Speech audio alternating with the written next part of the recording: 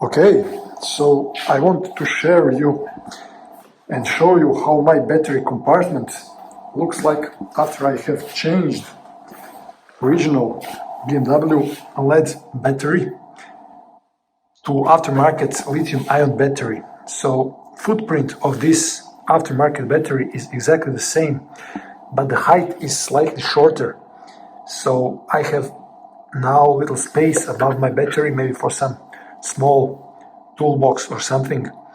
I have managed to use original fixture with these two bolts, and now everything is quite tight and this battery is not going anywhere.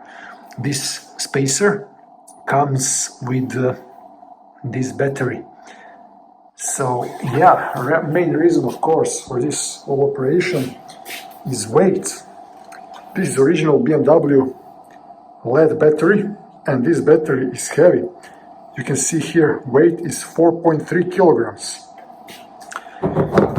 while this lithium-ion aftermarket battery weight is slightly less than 1 kilogram. So I have managed to shave off something like 3.3 kilograms of the weight of my bike. So yeah, that's it. I'm satisfied how this operation turned out. It's easy to do and it's not very expensive, so I would recommend it pretty much for everybody.